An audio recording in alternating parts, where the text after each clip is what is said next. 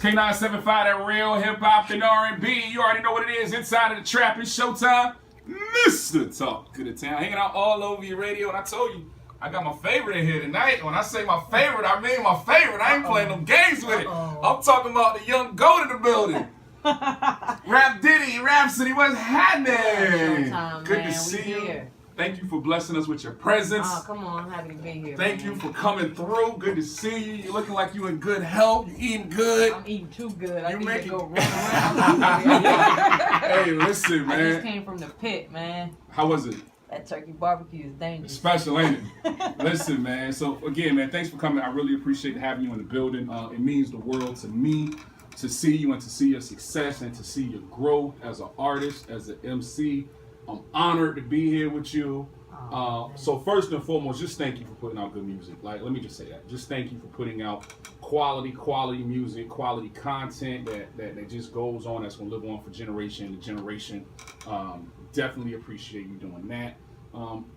It's dope. It's dope to see you, man. Man, thank you. I appreciate you for supporting and playing the music. Like, it's good when you can put something out. Yeah. And especially home, you Right. know, share it. So Right. thank you, Showtime. Man. So let's talk about you first. For a lot of people might not know who you are, where you're from. You are, Right. of course, from a small town called Snow Hill. 252. Snow- Shout out to the eastern part of North Snow Carolina. Hill made a real one. Oh, as real as it gets, Green County. So growing up, what were some of the things that kind of influenced you and made you want to be an MC? Man, I sat in front of the TV box, man, and just watched videos. Yeah. And it was MC Light's Poor Georgie video. Mm. That was the first one. Like, to see a woman do it. And then after that, man, it was, you know, Biggie, Jay-Z, the Fugees. Right. Like, Lauren and Jay probably the biggest influence on me. And then when I got to college, little brother, Yeah. Ninth Wonder, took me under his wing. So, you know, it was all in hip-hop. From Right. the 90s on up. Yeah. So I'm assuming you came up on a lot of Rapsody and a whole lot of Young The TV Basement. raps, the Basement. Video Soul, boy, don't forget that soul. Young- Mom and Dad played Luther and Tina Turner and Patti LaBelle, like all of that. Yeah. So the title of your album, Laila's Wisdom, of course, paid homage to your grandmother. Yeah, my maternal grandmother. Right. She always had this quote, "Give me my flowers while I'm here." So Mhm. this is me giving my flowers to the music. Right. And, you know, as a double meaning, like, appreciate people, whether they be your family, you know, artists that we don't show appreciation for as much as we do teachers, whoever, that you care about them while you can. So, Right. you know, it has layers, but whatever you take from it, that's what it is. Or as Nori says, give them flowers while they can smell them, That- trees while they exactly can that. inhale 'em. Okay. Right. Grandma knew a little something. Oh, that wisdom. That's that wisdom. So what role did her wisdom play in your life, though? Man, you know, I tell people I am the woman that I am today because of what she and how she raised my mother and my aunts. I was raised in a village, and my mothers and my aunt taught me how to be a strong woman, how to work hard, you know, how to show, you know, what sexy looks like to you, how to treat people, how to show love and respect to everybody no matter what, to feed people, to give people their flowers. So those are the seeds that she planted in my family that are, you know, that watered me. Yeah, definitely. So the album, such an amazing project. You got features from Busta Rhymes, you got Kendrick up there, Black Thought up there. What's the process for you creating songs for the album? Now, I know you recorded a lot of records. Yeah. And I want to talk about that a little bit later. But sonically, this album doesn't sound like anything that I personally have heard before. It's a totally different sound, and it's a feel good sound. So kind of walk us through that process of creating for you. Man, it all starts with Ninth Wonder, the Soul Council, Cash, Eric G, Crisis, E. Jones, Knots. You know, they laid a foundation. Like, that's the Soul Council. Everybody's dope, but they all have like a different energy. So, you know, we start there. Like, that's what we've been doing since day one. And we added this another element through Terrence Martin. If you don't know him, he's a jazz musician from the West Coast. You know, he came in and made it bigger and you know, threaded these songs together with live instrumentation, whether it be the saxophone or the keyboards. So, you know, we have our sound, but it's bigger, you know, and it's jazzy and it's funky, and, you know, that's kind of how we did it. Like, whatever felt right is kind of what we roll with it. But I experimented some, like with Sassy, you know, it's a more up-tempo, fun, Mm-hmm, you know, version of what we do. But then, you know, it's the soulful records, you know, like a Jesus Coming or Nobody. You got your hard-hitting boom bap like You Should Know, Yeah. and Layla's Wisdom kicks off super hard with knots. So, yeah, that's kind of like how we did it. Like, we didn't overthink it. We just went in, well, whatever feels good, that's what we're going to do. Like, it's black music to the core. Yeah. So, you know, I like to compare this album to Crown. I think the Crown EP definitely doesn't get mentioned enough as one of the dope projects that came out last year? Last year? Yeah. November 2016. Yeah. So what's the difference in the creative process between those two projects? Because to me, even though Crown was a full album, it was considered as an EP. To me, it's an album. Oh, thank you. Yeah, we did Crown in about 3 weeks. You know, with that, it was easy. We just wanted to make something dope that we could give to the people while we would continue to craft this album that was Wisdom. So, you know, we just got in and did what I've been doing for 17 years now. But with Laila, you know, we took our time. Like, we came up with concepts for songs. Again, like, we had Terrence Martin to come and play and add his instrumentation. We weave songs together and ideas. If you listen to the album, there's no drop off in music. It just keeps on. It's like a roller coaster ride. So I think just really taking our time and really coming up with like whole ideas and concepts and making it like a journey through music is how it's different from like, you know, putting together a dope project with like Crown and EP that people really do appreciate liking. I love it. It's just a more grandiose, bigger sound. Absolutely. So Rapsody is in the building, y'all. I'm trying to tell you, it's real crazy. Hit up our Facebook page too. Send us your questions on the book at K975. Let us know what questions you got for Rap. She gonna be here for a while. I got her in here now. I've been trying for a long time to get her in here. She ain't going nowhere. I got her now. You've been in here doing the butterfly, rocking all that. Stay close to your radio. Jamlin here. Rapsody here. It's K97.5. Yeah, that's Rich Gang Lifestyle right here on K97.5. That real hip hop and R&B. Kicking it with your kinfolk. It's Showtime, Mr. Talk of the Town. Still got Rapsody in the building. Carolina's on. Rock Nation's on. Yep, Jamla's on. The GOAT, as I have claimed on several occasions. She will definitely, when it's all said and done, be named the GOAT. I have no question about that. But wow. Rap, we talked about everybody who's on your album, the Layla's Wisdom album. Is there anyone on the project that didn't make the cut or that's not up there that you wish could have made it?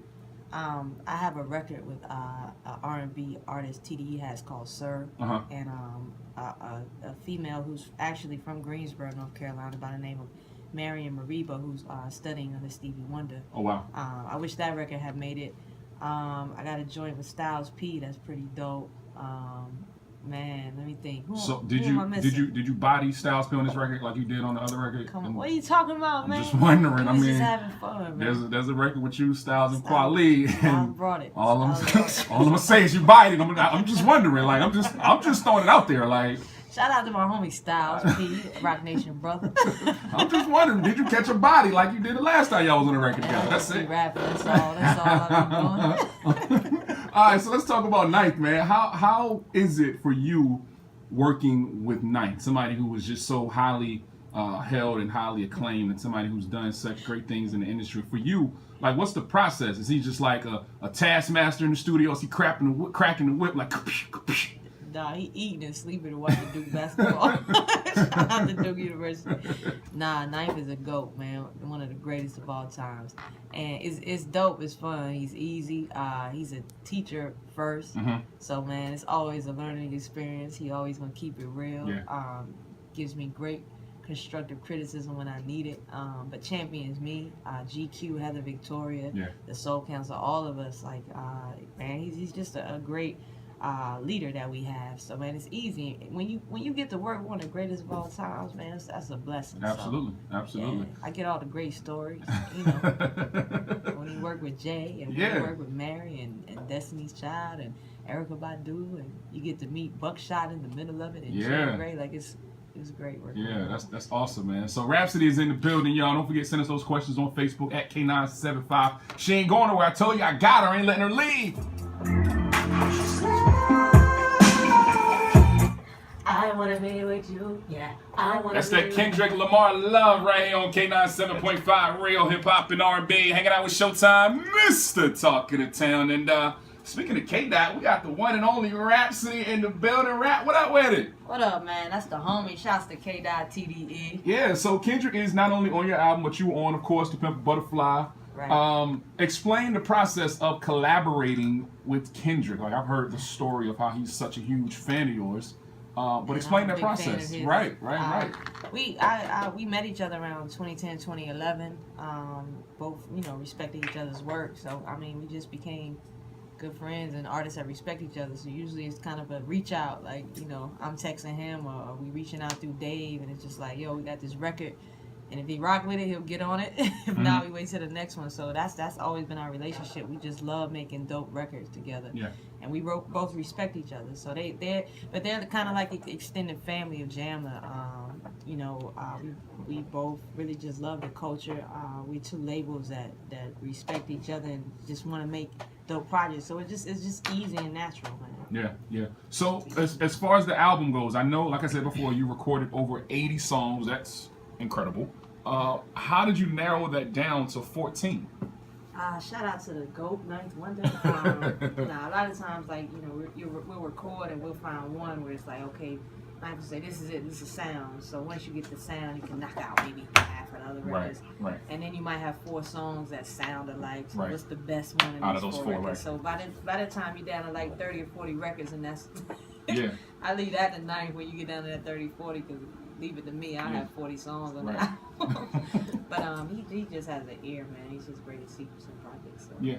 So being signed to Roc Nation, of course, that's the house that Sean Carter built. Right. What role does Jay play in your career? Well, let me say this. I'll say this, and I'm gonna say this to your face. I personally feel that you had a direct impact on the creation of 444.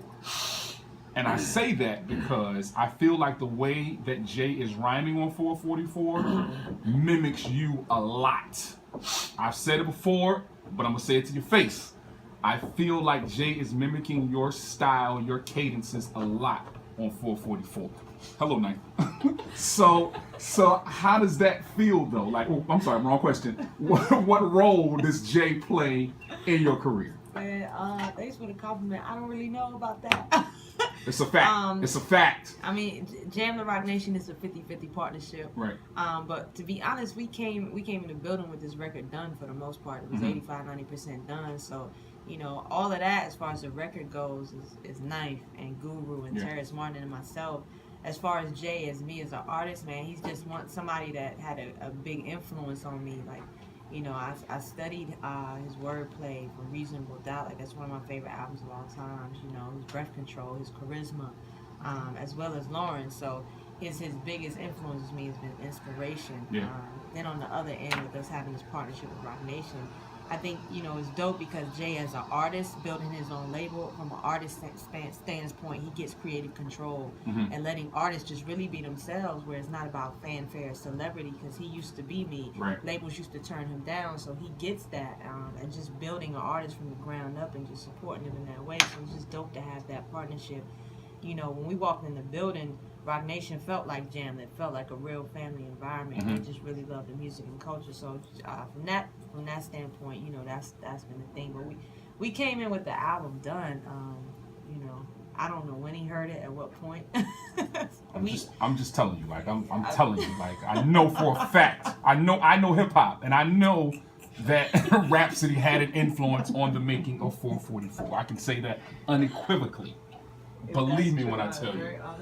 So before, you gotta shut the ball. He cut the checks, like you keep politically correct. He don't sign my check. I'm gonna tell it like it is. You feel me? So before I let you go, just real quick, I have to ask you. On the Crown LP, there were a lot of references to Stranger Things. Yes, let's talk about it. Before you go, I have one question. When it comes back in a couple of days, are you gonna binge watch it or are you gonna try to spread it out? I'm sorry, I'm binging. I'm sorry. When I cut that thing on, it ain't coming off. We're gonna have an all-night party. You better bring your sleeping bag, your onesie, pajamas, whatever, with the feet in them. And we staying up all night watching the joint. Believe it. Rhapsody in the building, y'all. I appreciate you coming. This was so fun. Thank you so much for coming through. Shout out your social media. Tell me how you can find your music, all that, please. Y'all can hit me on Instagram, Twitter at Rapsody, Rapsody.